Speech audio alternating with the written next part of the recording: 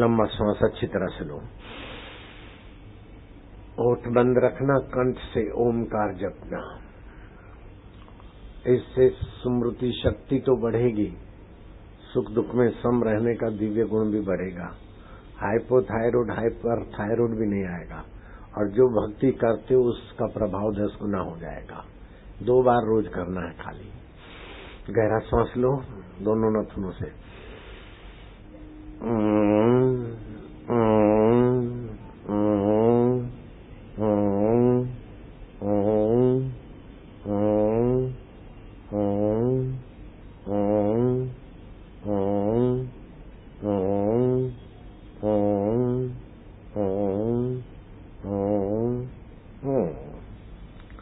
फिर से गहरा श्वास।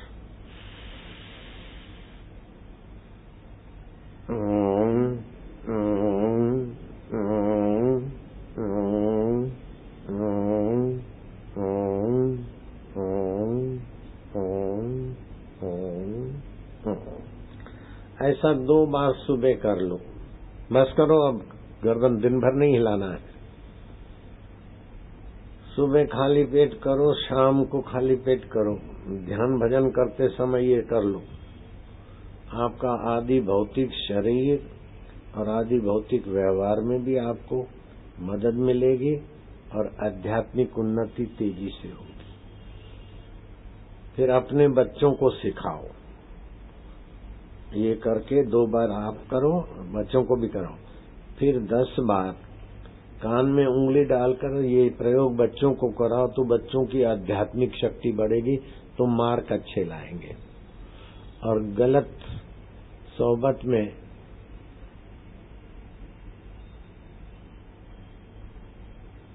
इधर के बच्चे निरोग तो रहेंगे, लेकिन उनकी बुद्धि में दिव्य गुण भी आएंगे और मन में भगवान का रस भी आएगा। क्योंकि आदि भौतिक शरीर में आदि दैविक, जिससे मन और बुद्धि पुष्ट होता है, और अध्यात्म, जिससे जीवात्मा की आत्मिक शक्तियां खुलती, और तत्व, ये चारों अपने साथ है। खाली आदि भौतिक शरीर को और आदि भौतिक संसार को सत्य मानते हैं, वे लोग बुरी तरह विफल होते हैं, दुखी होते हैं, आत्महत्या की कगार पे चले जाते हैं। लेकिन ईश्वर को जो मानते हैं और ईश्वर का थोड़ा बहुत नियम करते हैं, वे बड़ी बड़ी आपदाओं के सिर पर पैर रखकर ऊंचाइयों को, यहाँ भी और परलोक की भी स्वर्गीय यात्रा को प्राप्त करते हैं। ये जब प्रयोग करोगे तो मंत्र शक्ति की ऊर्जा जागृत होगी, और उस ऊर्जा में जैसे जनरेटर चलता है तो बिजली बनती है, उस बिजली से सारे इंस्ट्रूमेंट चलते हैं। ऐसे ही ये प्रयोग करने से तुम्हारे अंदर जीवनी शक्ति बढ़ेगी बेटे। फिर पढ़ाई में, भक्ति में, धंधे में, जिधर भी काम लगाओगे वो लगेगी। कारपेट बिछा हो, कंबल बिछा हो, अथवा तो प्लास्टिक बिछाओ, कुल मिलाकर विद्युत का कुचालक आसन होना चाहिए। अर्थिंग बिना का बिछात हो। कमर सीधी, गर्दन सीधी। नए लोग इधर देखो, दोनों कानों में उंगली डालो और हाथ ऐसे रखो। बाहें नथुनों से श्वास खींचो, थोड़ा दाएं से। हो सके तो दोनों नथुनों से श्वास अंदर भर दें और उसमें ओम स्वरूप ईश्वर का नाम भरे। भरो भरो भरो भरो। अब श्वास रोके रखो। मैं ओम स्वरूप अंतर्यामी प्रभु का नाम जपूंगा, जिससे मेरे अंतर्यामी प्रभु प्रसन्न होंगे। होठ बंद रखेंगे, कंठ से जपेंगे। फिर से थोड़ा श्वास ले लो। मैं करता हूं, मेरे साथ करो। बच्चे, मोहन कर रहा है, अर्जुन कर रहा है, सुरेश, रमा, राधा, बेटे करो।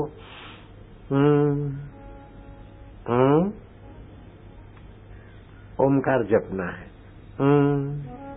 जैसे बोलते हैं ना, मैया, माँ, मेरी माँ, ऐसे अंतर्यामी प्रभु का नाम ओम है। भगवान प्रसन्न होंगे। जैसे बच्चा माँ से, बाप से मस्ती करता है, माँ बाप खुश होते हैं, ऐसे ही भगवान से मस्ती करोगे, भगवान खुश होंगे, तुमको अभी अभी हंसी आएगी। फिर से सांस लो बेटे, बेटियां।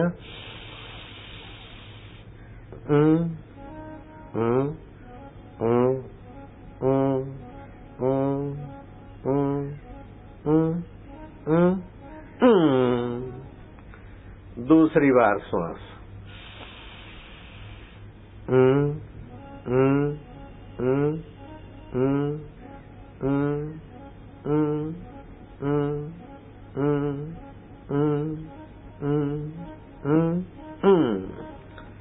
तीसरी बार गहरा श्वास, और श्वास में ओम स्वरूप अंतर्यामी प्रभु का नाम भरना है।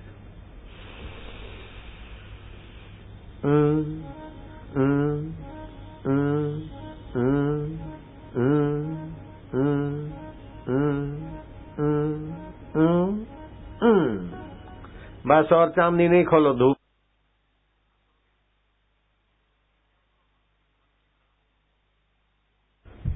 बाएं नाक से सांस लेना।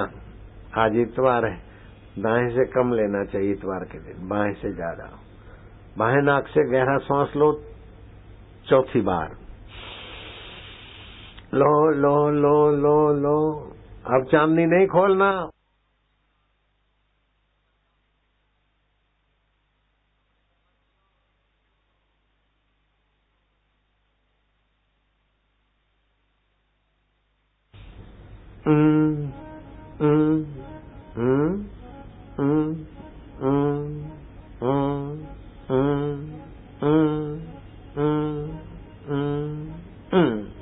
जिमी वाले शांत बैठ जाओ। एक बार गहरा श्वास। जिमी वालों को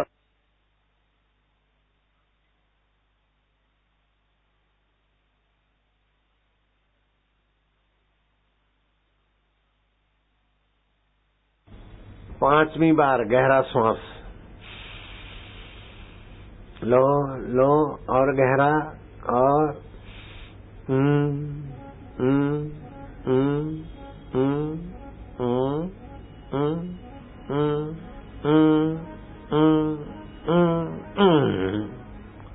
प्रसन्नता बढ़ेगी। जो नहीं करे सेवादारी, उनको बाहर ले जाओ। जो ये प्रयोग नहीं करे, उनको बाहर बैठने को भेज दो। दोनों कान में उंगली डालो, गहरा श्वास लो। जिधर जाते हैं उधर का नियम पालन करना चाहिए। अपना बड़प्पन छोड़ के सत्संग सुनना चाहिए और करना चाहिए प्रयोग। छठी बार गहरा श्वास, और गहरा, भगवान का नाम प्यार से।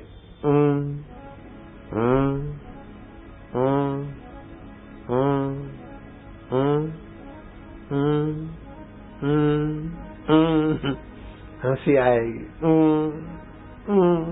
आनंद आएगा। सातवीं बार, हम प्रभु के प्रभु हमारे। प्रभु दूर नहीं है, दुर्लभ नहीं है, चैतन्य है, अंतरात्मा है। सातवीं बार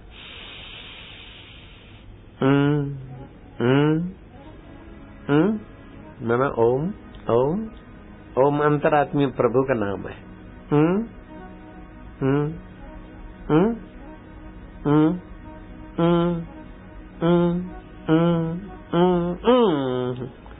आठवीं बार शाबाश, गहरा श्वास।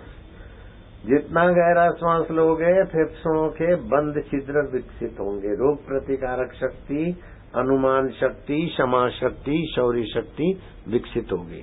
गहरा श्वास, और गहरा।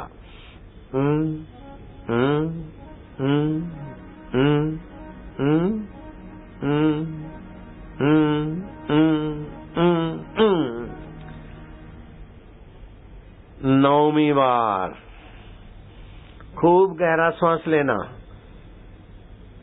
लो लो लो लो, और लो, और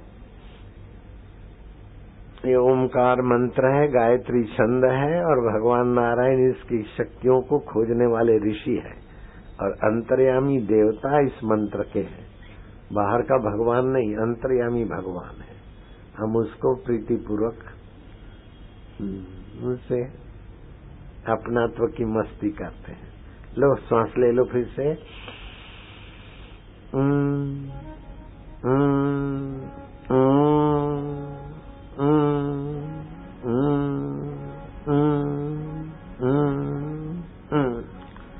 दसवीं बार 10 बस।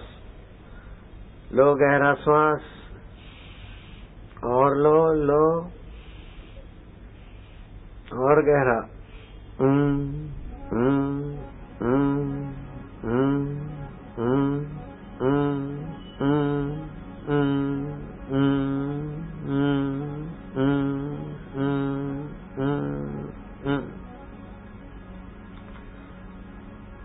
दस बस। शांत बैठ गए। मैं प्रभु का हूँ, प्रभु मेरे हैं। ये ओमकार मंत्र की छंद गायत्री है। इसके ऋषि भगवान नारायण है। ऋषि उन्हें कहा जाता है जो मंत्र की शक्तियां खोजते हैं। जैसे गायत्री मंत्र की शक्तियां विश्वामित्र ने खोजी, तो गायत्री मंत्र के ऋषि विश्वामित्र कहे जाते हैं। नमः शिवाय मंत्र के ऋषि वशिष्ठ जी कहे जाते हैं, और नमः शिवाय मंत्र के देवता भगवान शिव कहे जाते हैं। गायत्री मंत्र के देवता सूर्य कहे जाते हैं। ऐसे ओमकार मंत्र के देवता अंतर्यामी परमात्मा स्वयं कहे जाते हैं। और ये इतने प्राचीन है कि सृष्टि के पहले है। भगवान नारायण ने ये ओमकार मंत्र की शक्तियां खोजी। भगवान नारायण ने ओमकार मंत्र नहीं बनाया।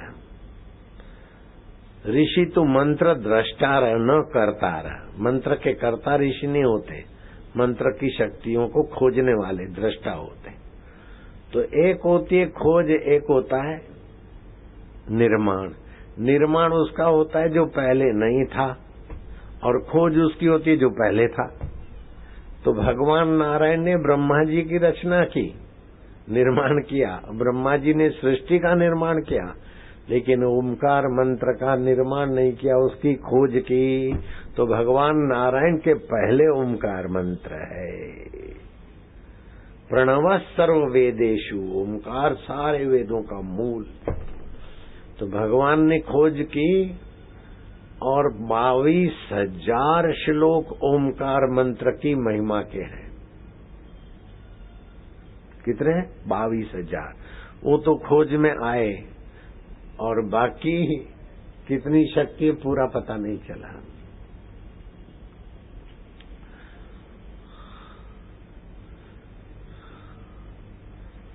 एक प्रज्ञा चक्षु लकड़ी टेकते टेकते डॉक्टर भगवान दास की क्लिनिक पर गए। भाई ये डॉक्टर भगवान दास की अस्पताल है? बोले हाँ महाराज, मैं डॉक्टर भगवान दास। तो मैं धनराज प्रज्ञा चक्षु आपके यहाँ भिक्षा के लिए आया हूँ, क्या भिक्षा मिल जाएगी? बोले महाराज जरा 1 मिनट रुको, मैं पीछे पूछ के आता हूँ। आगे अस्पताल थी, पीछे घर था। बोले घर वाले बोलते नहा धो के अभी रसोड़े में जा रहे हैं, 1 घंटे के बाद सब भोजन तैयार हो जाएगा, आप पधारना 1 घंटे के बाद। बोले मैं लट्ठी टेक के 1 घंटा कहाँ घूमूंगा, तुम्हारे यहाँ बैठने की जगह हो तो? हाँ हाँ महाराज बैठिए।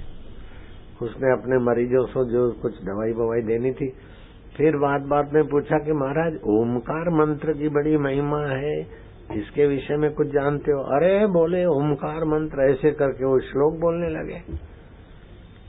तो डॉक्टर भगवान दास दंग रह गए। बोले महाराज ये श्लोक, बोले गार्गायन ऋषि ने, प्रणववाद का गार्गायन ऋषि ने संहिता लिखी थी, अभी उपलब्ध नहीं है, उसके आधार पर मैं बोल रहा हूँ।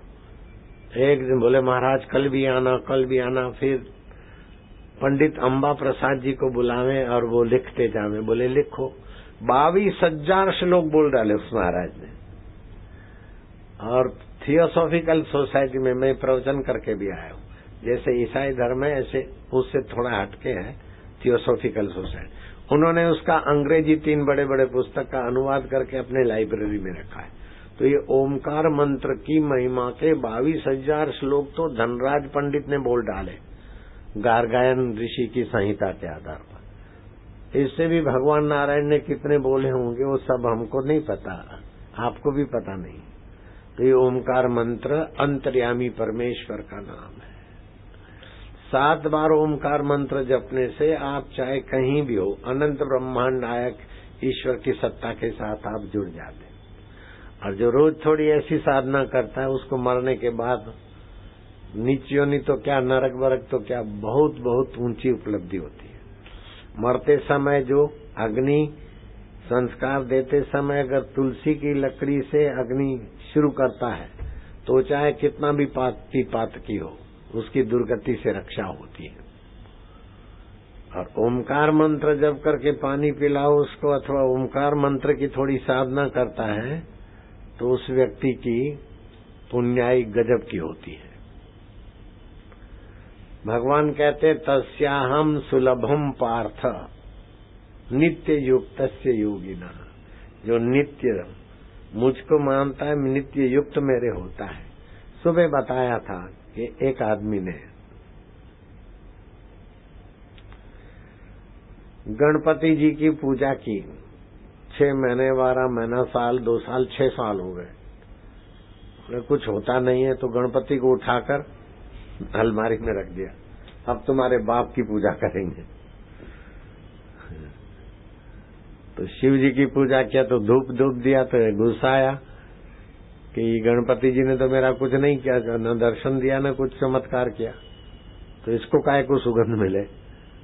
तो रुई लेकर गणपति जी की सूंड में दबोचने लगा तो मूर्ति से हंसी निकली। अरे बोले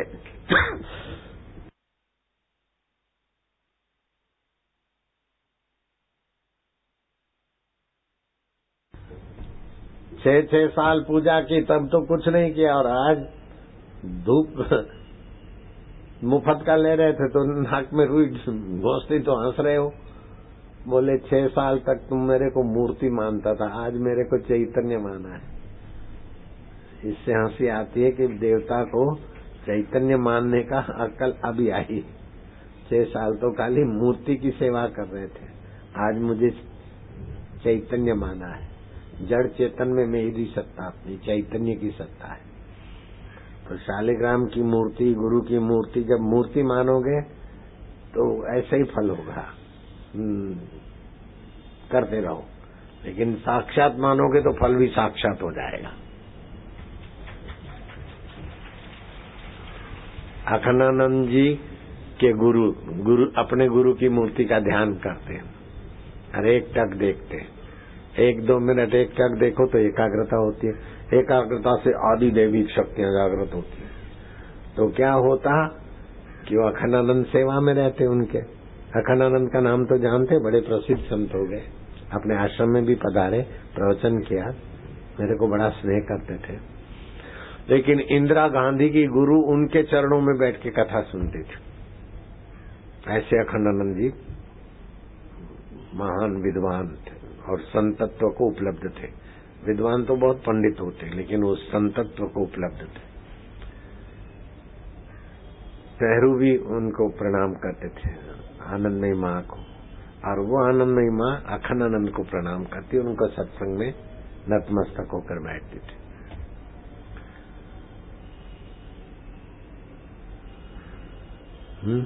बोलिए।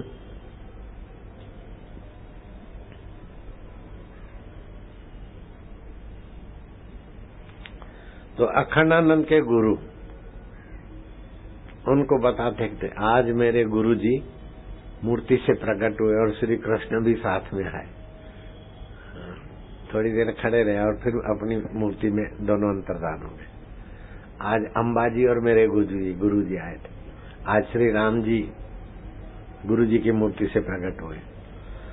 तो कुल मिलाकर तुमने चैतन्य की भावना से पूजा की तो चैतन्य से सब कुछ प्रकट होता है और चैतन्य में ही सब समा जाता है। ये संदेश है।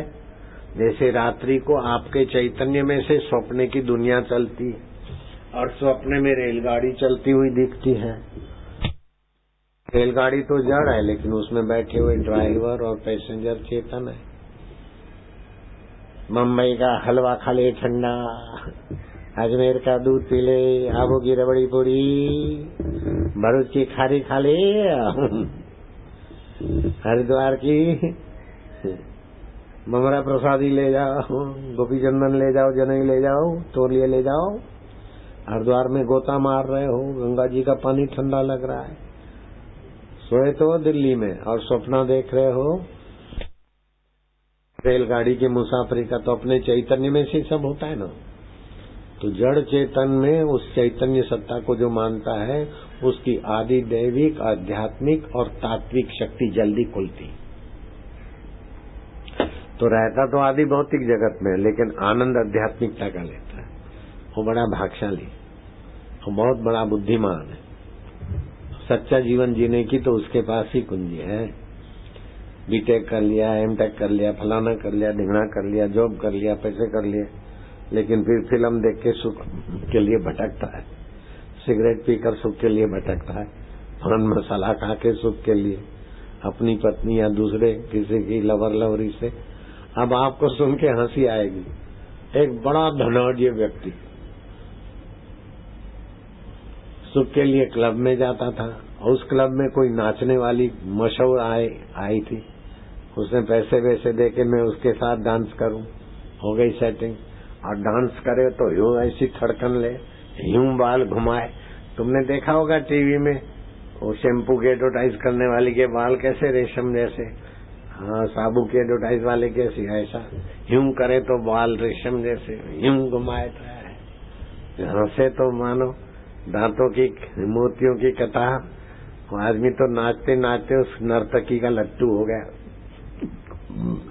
फिर थोड़े नाश्ते की रिसेस हुई, आई लव यू, उसने बोला I love you, I like you. ऐसे करते करते आपस में लवर लवरी बन गए, और तय हो गया कि कल कोर्ट में जाकर पेपर साइन करेंगे, तुम्हारी हमारी शादी। अपनी शादी पहले तो हुई है, लेकिन ये प्रेम लगन एक्स्ट्रा करेंगे। रात को जब नाचते गाते 2:30 बजे गए क्लब में से, 2-2:30 के बीच, तो उसने पूछा कि तुम्हारा मकान कितना दूर है? मेरा तो बहुत दूर है। तो बोले आप चलो मेरे घर, कल तो अपनी शादी होगी, तुम कल तो मेरे पति बने, वैसे तो अभी बन गए पति पत्नी। बोला हो ये ओके। गया नर्तकी के घर, कल तो उसको पत्नी बनाना है। नर्तकी ने देखा पैसे वाली पार्टी है। हाँ, वो बेचारी थकी थी, तो उसने वो बाल का जो टोपा पहना था नकली, धीरे से उतारा, खोपा, सारे रेशम के बाल जैसे जो थे। हिंदुस्तान में भी अभी लगाते हैं, देहरादून में भी किसी अपने भगत ने लगाया है वो बाल सेट करने का, ब्यूटी पार्लर में जो काम करते हैं ऐसे लोग। उतारा तो अंदर से छोटे छोटे बाल, कुछ काले कुछ सफेद। फिर वो थकी थी तो अपनी दांतों की जो चौकट थी ना, वो निकाल के गिलास में रखनी होती है, जो नकली दांत लगाते, और दांत की चौकट निकाली, बालों का खोपा निकाला, तो वो तो आदमी भागा। बोले कल मैरिज करना है, कहाँ जा रहे हो? कहाँ है? बोले नो। इतना करोड़पति, इतने आदमी काम करे, लेकिन सुख की भीख मांगता है बाल से और दांतों से। नकली तो नकली है, लेकिन असली भी कहाँ सदा रहने वाले हैं। भूलकर भी उन खुशियों से मत खेलो जिनके पीछे लगी हो गम की कतारे। नकली असली सब आदि भौतिक जगत में तुच्छ चीजें। ऐसा कोई आदि भौतिक जगत का सुख नहीं जिसमें कोई मलिनता ना हो। कितनी भी सुंदर सुंदरे हो, लेकिन शरीर में मलिनता भरी है, मन में कपट भरा है, और शरीर में नश्वरता भरी है। इसलिए आदि भौतिक शरीर का उपयोग कर लो अध्यात्म में, आदि दैविक में, तत्व ज्ञान में। तो अध्यात्म में आने से आदि दैविक शक्तियां विकसित होती हैं। जैसे अहमदाबाद में माणिक चौक है, माणिकनाथ जोगी का आश्रम था, वहां अहमद बादशाह वहां बनाना चाहता था। माणकनाथ ने उनको डांटा। लंबी कहानी मैंने कई बार विस्तार से कही है। जिसने ये कथा नहीं सुनी है वे हाथ ऊपर करो। माणकनाथ जोगी की नए बंदे आए यार, फिर से सुनाता हूँ। गुजरात में अहमदाबाद है, हाँ कर लो, है। वहाँ प्रसिद्ध जगह है माणक चौक। माणक चौक से 100-150 मीटर आगे 3 दरवाजा है, अभी भी प्राचीन। और उसके आगे 200 मीटर पर लगभग काली माता का मंदिर है, भद्रकाली। अब जहाँ 3 दरवाजा है, कभी जाओ तो देख लेना, माणक चौक और 3 दरवाजा। तो अहमद बादशाह को अहमदाबाद का जलवायु अनुकूल पड़ा तो वहाँ राजधानी स्थापना चाहा। तो माणकनाथ जोगी की जमीन भी उसमें लेना चाहता था। तो जहाँ 3 दरवाजे हैं वहाँ से दीवालें चली थी। अब दीवालें तो हट गई, खाली 3 दरवाजे रहे। तो दिन भर हजारों आदमी तो दीवाल चुनते। और माणकनाथ जोगी ने देखा कि ये अहमद के बच्चे को चमत्कार दिखाना पड़ेगा। तो साबरी मंत्र आदि देविक होता है। साबरी मंत्र मन में जपते जाते और गोदड़ी सीते जाते। गोदड़ी ऐसे ढंग से सीते कि शाम को धागे के छेड़े खोलो तो गोदड़ी खुल जाए, सीते जाए और रात हो जाए, कारीगर काम करके चले जाए। लंबी पत्थर की दीवार चुनकर चौड़ी। और ये बाबा क्या करे, मंत्र को उल्टा दे और धागे के छेड़े खींच ले। उल्टत देव पलटत काया उतरा। बच्चा गुरु ने बुलाया, देव सतनाम आदेश, गुरु का मंत्र साचा, पिंड काचा।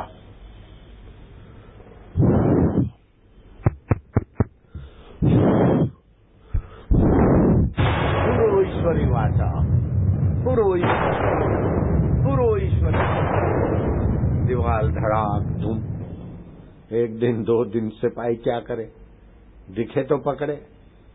क्राइम ब्रांच वाले आए, वो आए, सीआरपी आई, ये ढूंढने आए, वो आए। फिर एक हिंदू मंत्री ने कहा कि ये बाबा की जमीन अपन हड़प रहे हैं, बाबा कुछ करते होंगे, तो बाबा का चेला बन जाता हूँ। चेला बन गया और बाबा जी की पैर चंपी करता और सारी खुशामद करके सारी बातें देख भी दी और निकलवा भी ली कि गुरु ने मेरे को ये शक्तियां दी आदि देविक, और जब तक मुझे अभिमान नहीं आएगा तब तक ये शक्तियां रहेगी। वो भागा। अहमद को बोला कि महाराज को अभिमान आए तो इनकी शक्तियां कुंठित हो जाएगी, और ये सारी बात बता दी। अहमद आया कि बाबा आप तो ताजुब करते हैं, उल्टत देव पलटत काया करके दीवार गिराने की आपके अंदर इतनी शक्ति, ऐसा फकीर तो कभी नहीं देखा। बाबा आप तो ऐसे, बाबा आप तो ऐसे। तो बाबा को आदि देविक शक्तियां तो थी, लेकिन तत्व ज्ञान नहीं था, ब्रह्म ज्ञान नहीं था जो राम जी को था, कृष्ण को था, नानक को था।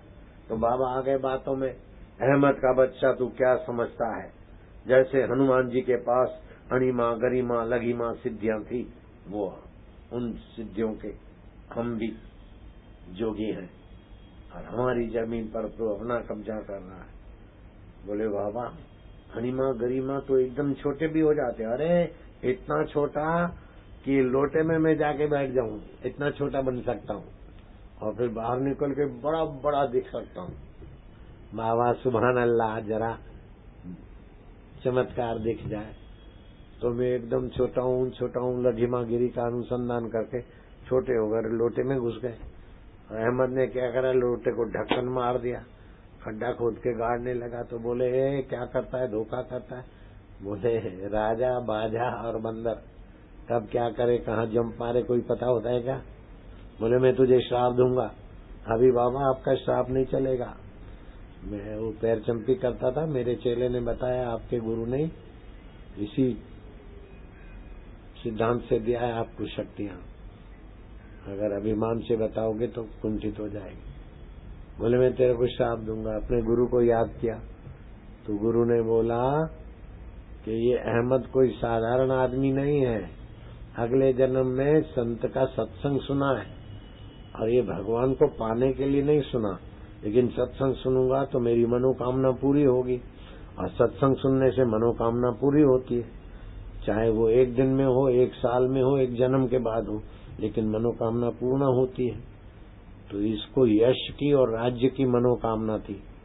और मैं तो काशी में नहीं हूँ, मेरा शरीर तो शांत हो गया है, मैं अभी शिवलोक से बोल रहा हूँ। उस जमाने टेलीफोन मोबाइल नहीं थे, तो इसको आशीर्वाद दे दे और तेरा भी समय शिवधाम में आने का हो जाता। तो बोले अहमद, ये कर्णावती नगर अहमद तेरे नाम से फलेगा फूलेगा, इसका नाम अहमदाबाद रखो। और मैं तुझे दुआ करता हूँ और तुमने अगले जन्म में संत की सेवा और सत्संग सुना है। बोले बाबा, आप जब दुआ करते तो मैं गुस्ताखी माफी चाहता हूँ, आपको लोटे से तो बाहर निकालता हूँ, लेकिन वायदा करता हूँ कि इस मैदान का नाम माणिक चौक ही रहेगा। अभी तक वो मैदान माणिक चौक के नाम से ही प्रसिद्ध है। और बड़ी बड़ी दुकानें, छोटी दुकानें, थल्ले पे बैठ के कोई नमकीन बेचता था, उसकी भी कई दुकानें हो गई। वो थल्ले वाला मेरे पास आता था, थल्ले पर नमकीन बेचता था, कई दुकानों का मालिक हो गया। ओटला वाला, थल्ले वाला, ओटला बोलते थल्ले वाला, थल्ले पे बेचा था गोविंद मारवाड़ी। तो अभी भी है। और वो माणिकनाथ ने जीवित समाधि ली, तो समाधि में जो माणिकनाथ का मंदिर है उसका पुजारी मेरा भगत है, आता है मेरे पास दर्शन करने को। तो ये सब आदि दैविक जगत की शक्तियां, इससे भी ज्यादा आध्यात्म जगत है, उसमें योग शक्तियां होती है। जैसे गोरखनाथ के पास योग शक्तियां थी, हनुमान जी के पास थी, औरों के पास, कईयों के पास होती है।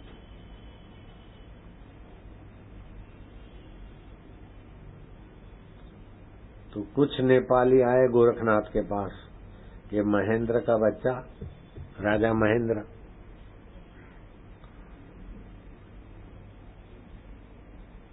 महेंद्र त्रिपाठी नहीं था, डरना नहीं, नेपाल नरेश महेंद्र देव, उसने तो बौद्ध धर्म अपना लिया है। लेकिन बुद्ध से पूछा कि वास्तविक ईश्वर क्या है, सत्य क्या है, तो चुप हो गए। तो बाद में उनके अनुयायियों ने और लोगों ने बोले वास्तविक में कुछ भी नहीं, कुछ भी नहीं माना शून्य। तो इसका खंडन किया जगत गुरु शंकराचार्य ने कि कुछ भी नहीं है, वो कुछ भी नहीं को पता चलता है क्या? शून्य को पता है कि शून्य हूँ? तो यहाँ बुद्धिस्ट जगत गुरु शंकराचार्य के आगे घुटने टेक गए।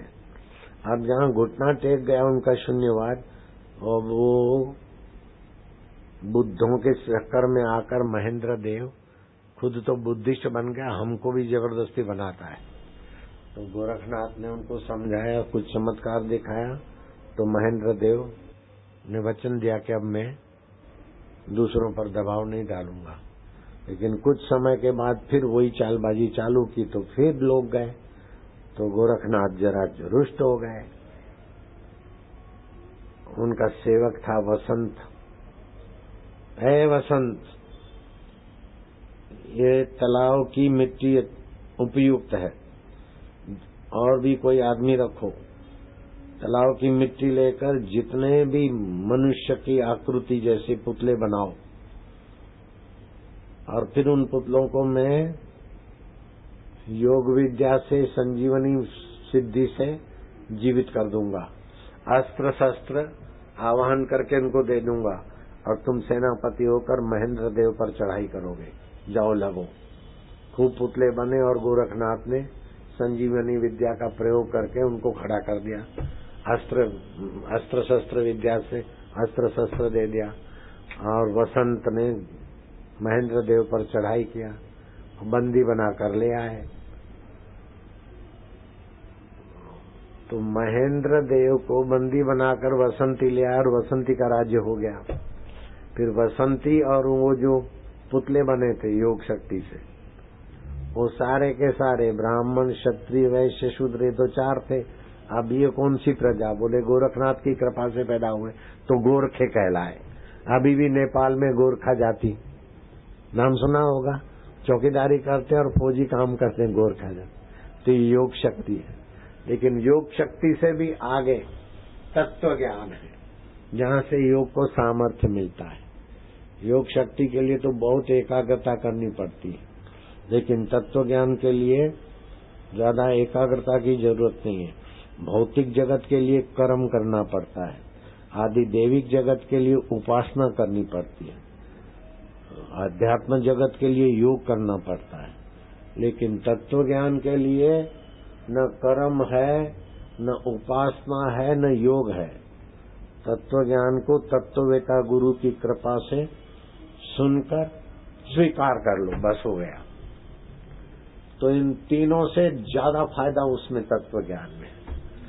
हनुमान जी के पास योग शक्तियां थी, लेकिन श्री राम जी के पास तत्व ज्ञान था, तो हनुमान जी उनके सेवक बन गए थे राम जी के, बिन शर्ती शरणागति थी। अर्जुन के पास योग शक्तियां थी आदि देवी, सशरीर जाकर दिव्यास्त्र ले आए, लेकिन श्री कृष्ण की शरण गए। श्री कृष्ण का दर्शन कर रहे हैं, फिर भी अर्जुन का दुख नहीं मिटा। जब अर्जुन को श्री कृष्ण ने आदि भौतिकम किम उच्यते, अध्यात्म किम, आदि देविकम किम, आदि दैविक क्या है, अध्यात्म क्या है, ऐसे प्रश्न करके जिज्ञासा जगाई। और फिर अर्जुन तो बेखबर था, तो थोड़ा शिष्य बना, पहले मित्र बना। जब शिष्य बना और श्री कृष्ण ने तत्व ज्ञान का उपदेश दिया, अर्जुन ने स्वीकार कर लिया, तो युद्ध के मैदान में ही काम बन गया। तो आत्म साक्षात्कार के लिए कर्म की प्रधानता नहीं है, योग की प्रधानता नहीं है, उपासना की प्रधानता नहीं है, श्रवण मनन नित्य ध्यान गुरु कृपा की प्रधानता है। तत्व ज्ञान हो जाता है। तत्व ज्ञान होने से ब्राह्मी स्थिति बन जाती है। जो ब्रह्म परमात्मा है वही अपना आत्मा है, जो तरंग है वही सागर है, जो घड़े का आकाश है वो महाकाश है। ये तत्व ज्ञान है। तो तत्व ज्ञान वस्तु तंत्र है, योग एकाग्रता तंत्र है, आदि दैविक शक्ति उपासना श्रद्धा और मंत्र शक्ति के आदि में। लेकिन तत्व ज्ञान सबको जहाँ से सत्ता मिलती है वो परमात्मा तत्व स्वतः सिद्ध है, उससे कुछ सर्जन विसर्जन नहीं होता, ज्यों का त्यों है। तत्व ज्ञान सर्वोपरि है, उसमें बाहर के चमत्कार का कोई महत्व ही नहीं है, बाहर के सुख दुख का कोई महत्व नहीं। ऐसा तत्व ज्ञान जिसको ब्रह्म ज्ञान भी बोलते हैं। तो ब्रह्म ज्ञान थोड़ा भी हो तो भौतिक ज्ञान के साथ ब्रह्म ज्ञान हो तो आदमी निर्दुख जीता और परमात्मा को पा लेता है। भौतिक ज्ञान के साथ आदि दैविक ज्ञान हो तो भी प्रभावशाली रहेगा। आदि भौतिक खाली अकेला भौतिक ज्ञान के साथ आदमी उलझ जाता है। न्यूयॉर्क में योगानंद गए, उनका केंद्र पर प्रोफेसर एल्विन गोरडार्ड अपने कई साथियों के साथ आया और बड़े तार्किक थे, धार्मिक जगत में कुछ गति भी थी।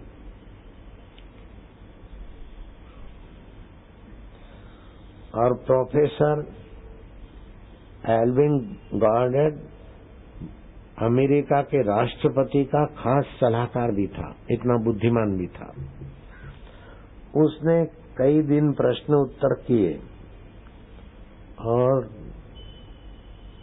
योगानंद की बात को काटना उनकी विशेषता थी, लेकिन योगानंद धैर्यवान थे। आखिर वे योगानंद से थोड़े बहुत इम्प्रेस तो हुए।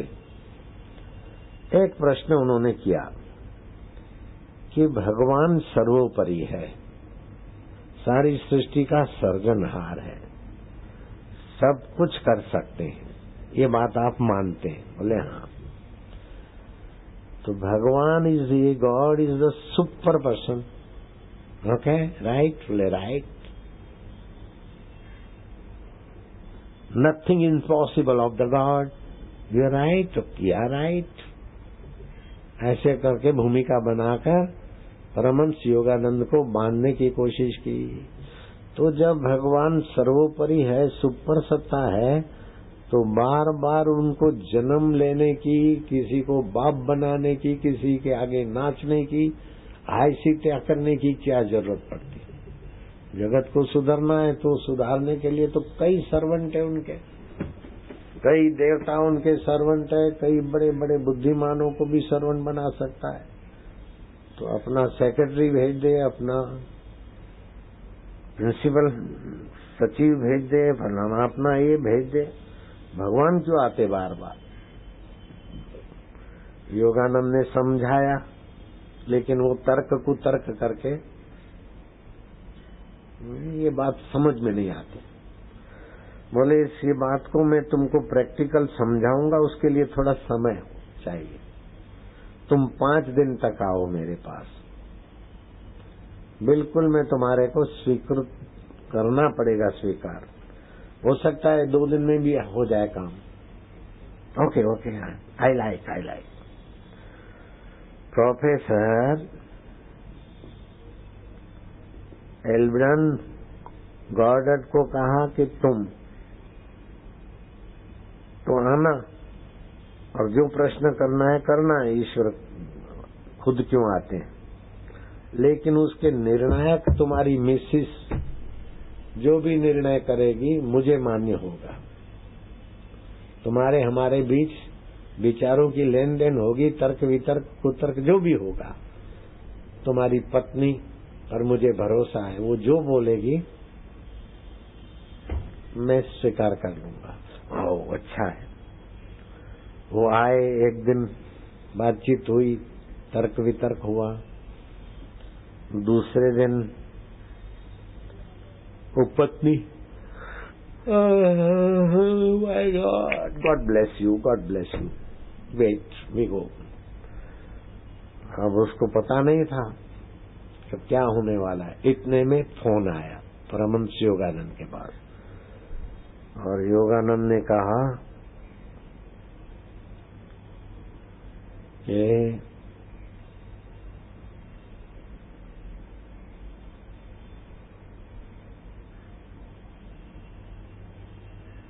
फ्रांस से मेरा कोई शिष्य आ रहा है, श्रीमती नोरशैक, आपकी मिसिस एयरपोर्ट पे जाए और ऐसा ऐसा मेरे मित्र के सामने ये मेरा फोटो ले जाएगी, उनको ले आएगी। मिसिस गई, गाड़ी स्टार्ट हुई और ये शास्त्रार्थ करने लगे। थोड़ी देर के बाद दूसरा फोन आया, परमहंस योगानंद सीरियस हो गए। ओहो माय गॉड।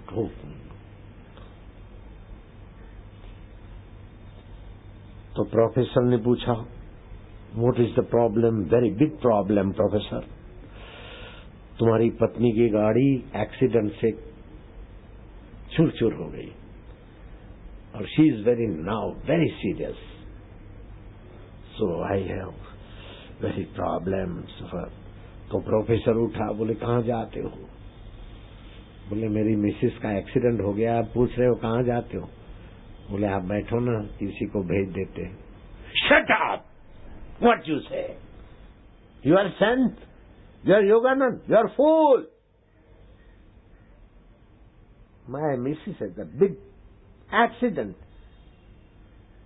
एनीबडी, कोई भी जाएगा पूछने, मुझे जाने दो। तुम क्यों जाते हो? आपके कई साथी हैं, उनको भेज दो, या तो मेरे किसी साथी को भेज देता हूं। Shut up, don't speak, shut 32।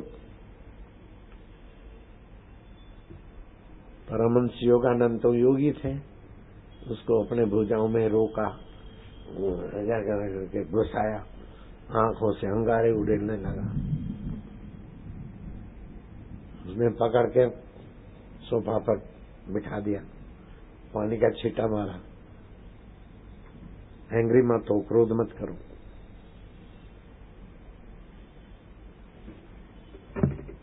मुझे जाने दो, you are made.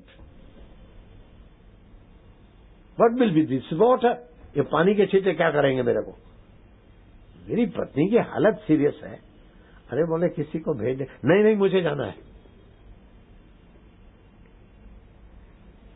Paramhans Yogananda ने श्रीमती निर्वायक, कम हियर, निर्वायक, मिसेस एविडन गॉडर्ड, यस स्वामी, वो पास के कमरे में ही थी। What is this? बोले तुम्हारी पत्नी के सम्मति से ये नाटक हमने रचा था। तुमको अपनी पत्नी अपनी लगती है तो किसी को भेजने की बात तुमको सुहाई नहीं। तो जब भारत में या विश्व में जीव दुखी होते तो भगवान को बात कैसे सुहाएगी? पत्नी सीरियस है तो खुद ही पति भागता है, तो पुत्र पुत्रिया सीरियस है तो खुद परमात्मा भागेगा कि नहीं भागेगा? What you think about God? ओ स्वामी जी, सॉरी।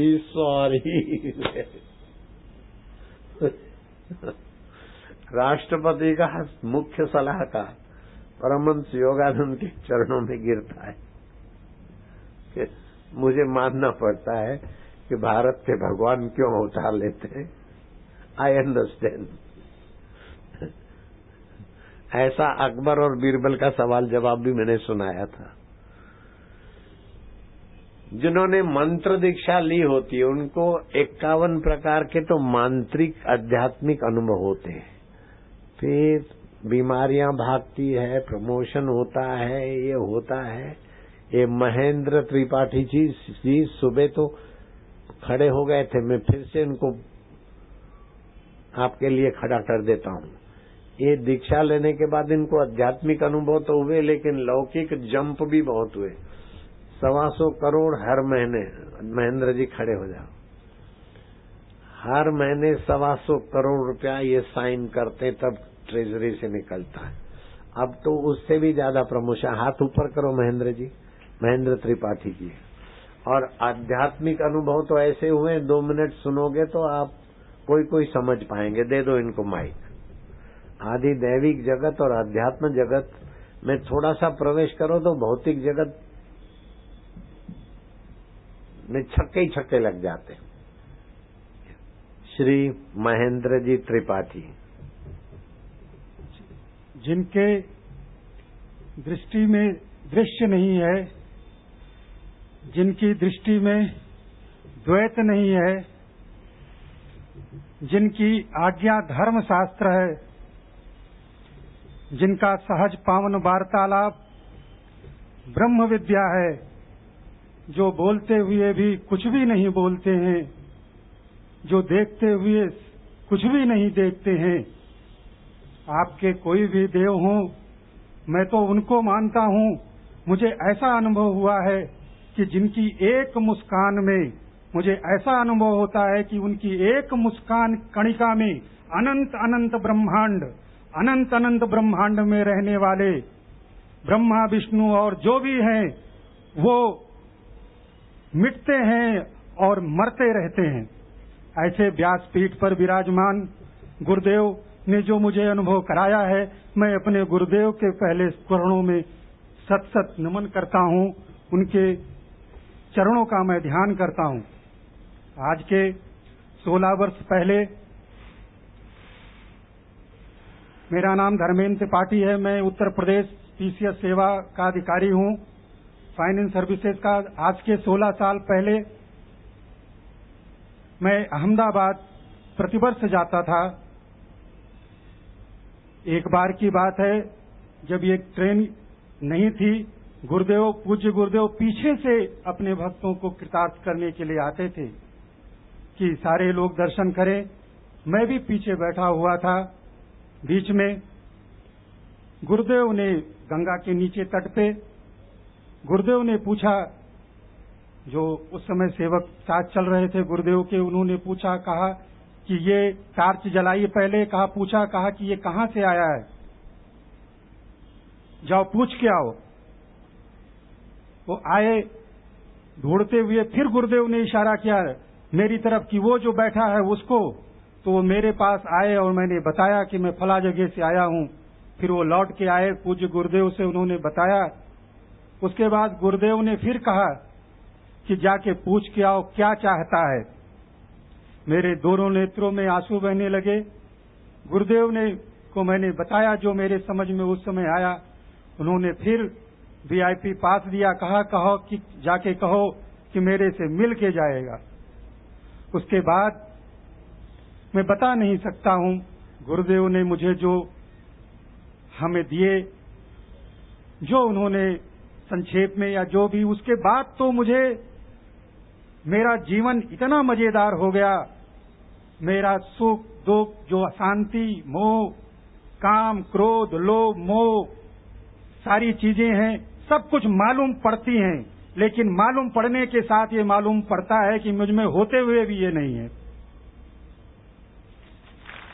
मुझे तो गुरुदेव का ये अनुभव हो रहा है, हे गुरुदेव आपने ये दे डाला है कि आपके पाद तल के पावन की हुई भूमि प्रदेश में बैठने मात्र से ही चित्त वृत्तियां शांत हो जाती हैं। और भी अगर ज्यादा पात्रता हो तो मुझ में यह नहीं, मुझ में मैं नहीं, मुझ में वह नहीं, मुझ में इन तीनों का मिक्सचर नहीं और मुझ में इन तीनों मिक्सचर का अभाव भी नहीं, ऐसा भी अनुभव होने का आभास होने लगता है। ये जो दृश्य है इसका जो कारण है वही दिखने लगता है। जो नाम रूप है नारायण वो दिखना। नारायण। अब ये बहुत गहरा अनुभव बोल रहे हैं, आपके समझ में नहीं आएगा, फिर कभी देखा जाएगा। हरि ओम, हरि ओम, ओम शांति, हरि ओम। है तो अपनी पोथी खोल देते हैं, आपके समझ में नहीं आया, ऐसी पोथी है इनकी। हरि ओम, हरि ओम, हरि ओम। KG के विद्यार्थी अथवा मिडिल क्लास के विद्यार्थी PhD के कोर्स की बातें क्यों सुनाओ। KG मिडिल क्लास तक की बातें रखो, PhD की बात तो कोई कोई समझता है। ऐसा तत्व ज्ञान है कि जिसके आगे ब्रह्मा विष्णु महेश का पद भी नन्ना हो जाता है। ऐसा तुम्हारा तत्व स्वरूप परमेश्वर आत्मा है। रात को उसी में सोने की तरकीब बताता हूँ जिससे आपको फायदा हो। रात को जो लोग सोते हैं पश्चिम के तरफ सिर करके, उनको चिंता पीछा नहीं छोड़ेगी। उत्तर के तरफ सिर करके सोते हैं तो उनको बीमारी पीछा नहीं छोड़ेगी। इसीलिए आज जोड़ता हूँ मैं, आज ये जांच करना तुम्हारा सिराना पश्चिम को है तो दक्षिण को या तो पूरब को कर दो, उत्तर को सिराना है तो भी दक्षिण या तो पूरब को कर दो। इससे स्वास्थ्य की रक्षा होगी, ज्ञान की वृद्धि होगी। सोते समय चिंता के विचार से सोओगे तो रात भर गहरे मन में चिंताएं। अगर बीमारी का ख्याल करोगे और फिर सोओगे तो बीमारी। और आजकल तो मोबाइल फोन ने तो सत्यानाश कर दिया। हाय बाय हो, कैसी हो, तुम कैसे हो, तुम्हारी याद आती है। ऐसों की याद करके सोओगे तो कमर तोड़ कार्यक्रम हो जाएगा, प्रदर रोग हो जाएगा, सपन दोष हो जाएगा। रात को सोते समय ये सब दूर हटा दो, मोबाइल से परहेज करो। रात को सोते समय जिस कमरे में सोते हो हरि ओम ओम ओम ओम ओम ओम ओम ओम ओम ओम ओम ओम ओम राम राम राम राम राम राम राम राम राम राम शिव शिव शिव शिव हरि हरि हरि हरि हरि आनंद आनंद हरि ओम ओम ओम ओम प्रभु ओम प्यारे ओम मेरे ओम।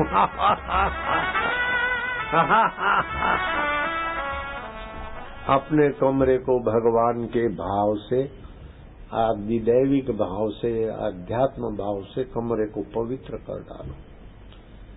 फिर हे प्रभु आनंद दाता, पाठ हो गया है। जिनके पास हे प्रभु आनंद दाता पेम्पलेट है वे हाथ ऊपर करो। जिनके पास नहीं है, देर से आए हैं, पेम्पलेट नहीं है, वे हाथ ऊपर करो। नहीं वाले